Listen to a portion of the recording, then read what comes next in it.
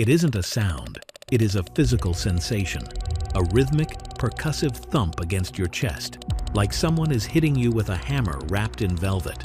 You check your equipment. Everything is fine, but the thumping gets harder. It starts to vibrate your ribs. It starts to heat up the water around your skin. You look down into the abyss, and you see them.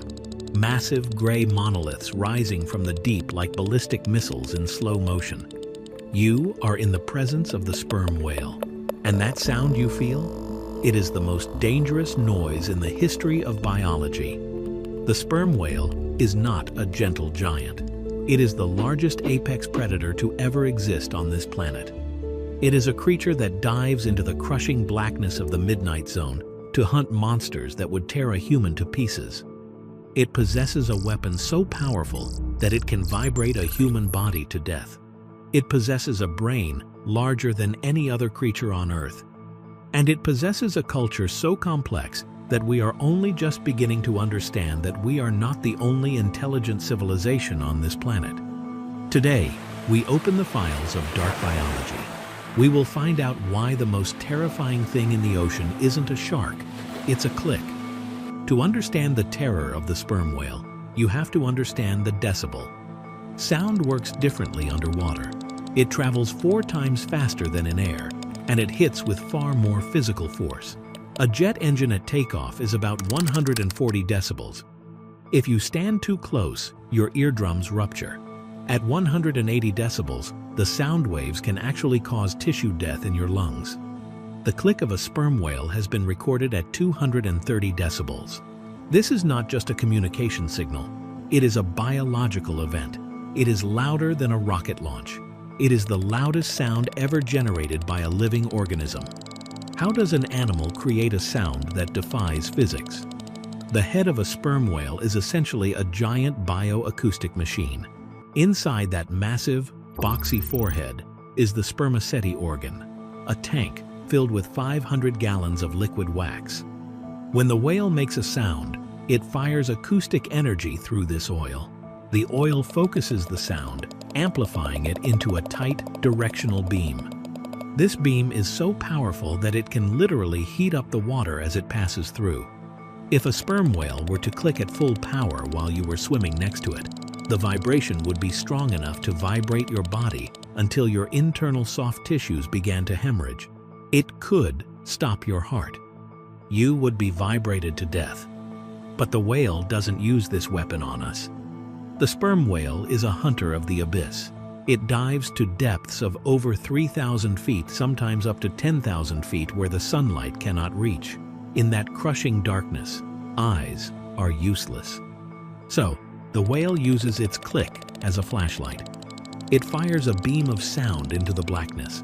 The sound bounces off objects and returns to the whale's jaw, creating a perfect, high-definition 3D map of the world. It can detect a squid from a mile away. It can see the texture of its skin. For the creatures of the deep, there is no hiding. The environment where the sperm whale hunts is hostile to life.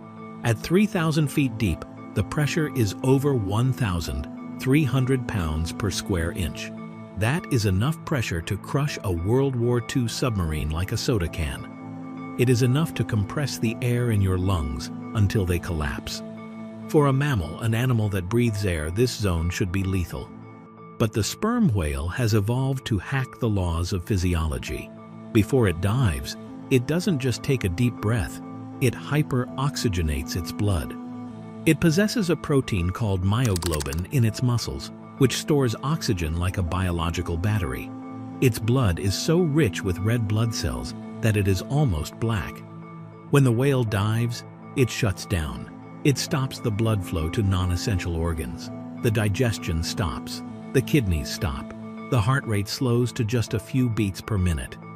The whale becomes a zombie, running on stored chemical energy. Its rib cage is flexible. As the pressure builds, the ribs collapse inward, folding flat against the spine, to prevent them from snapping. The lungs compress into tiny, solid balls, squeezing all the air into the trachea to prevent nitrogen narcosis, the bends. In this state of suspended animation, the sperm whale can hold its breath for 90 minutes. It drifts into the midnight zone. It is hunting the only other creature on Earth that can match its size and aggression. The monster that sailors have feared for thousands of years, the Kraken.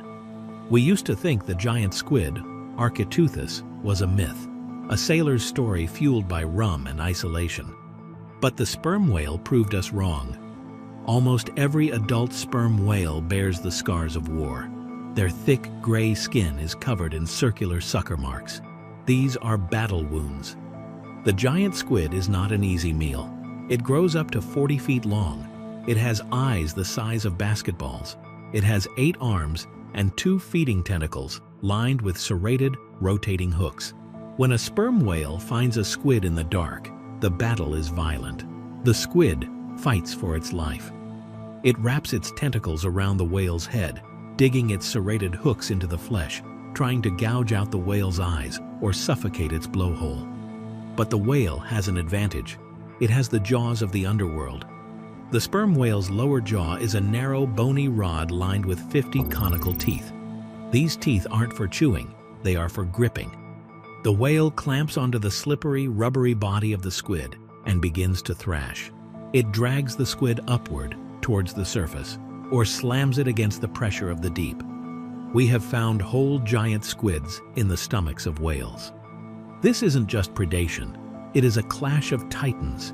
2 ancient lineages, the mollusk and the mammal, fighting for dominance in the darkest place on Earth.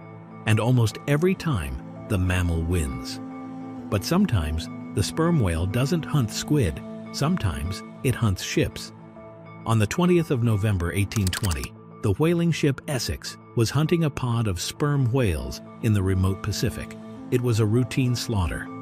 The sailors were harpooning mothers and calves, turning the ocean red. And then, something impossible happened. A massive male sperm whale, 85 feet long, scarred and pale, stopped running. He turned, he looked at the ship, and he charged. The whale slammed into the hull of the Essex with the force of a cannonball. The impact threw men off their feet. The wood splintered. The whale backed up, swam away, turned around, and charged again. He hit the ship a second time, crushing the bow. The Essex sank in minutes. The crew was left drifting in open boats for months, resorting to cannibalism to survive. This true story inspired Herman Melville to write Moby Dick. For a long time, scientists thought this was just a story. A whale wouldn't ram a ship. Its head is too fragile. But new research into the junk, a structure inside the whale's forehead, suggests otherwise. The head of a sperm whale is built like a composite crash helmet. The oil-filled spermaceti organ is cushioned by a series of oil-filled baffles called the junk. This structure is strikingly similar to modern shock-absorbing engineering. Some biologists now believe the sperm whale's head evolved partly as a battering ram. Males fight each other for dominance. They line up and slam their heads together like 60-ton rams. If a sperm whale decides to hit you, it is hitting you with the momentum of a loaded semi-truck moving at 20 miles per hour. The Essex didn't sink because of an accident. The ocean isn't just terrified of their teeth, it is terrified of their mass. But the most terrifying thing about the sperm whale isn't its size, its sound, or its aggression. It is its mind. The sperm whale has the largest brain of any animal that has ever lived. It weighs nearly 20 pounds, 5 times the size of a human brain. For decades, we assumed this was just biological bulk to control a big body. We were wrong. Sperm whales have culture, they have dialects, they have names for each other. Scientists listening to their clicks have discovered that different clans of whales speak different languages. A whale from the Pacific clan cannot communicate with a whale from the Caribbean clan. They have distinct coda patterns, rhythmic clicks that identify who they are and who their family is. When 2 clans meet in the ocean, they don't mix. They maintain their own social boundaries. They are xenophobic. They also have grandmothers. Sperm whales are one of the few animals, along with humans and elephants, that experience menopause. Older females stop reproducing but stay with the pod for decades. Why? To teach. The grandmother remembers the migration routes. She remembers how to hunt specific prey. She passes this knowledge down to the younger generation. If you kill the grandmother, the pod forgets how to survive. This is what makes them truly frightening. When the whalers of the 19th century arrived, they noticed something chilling. At first, the whales were easy to catch.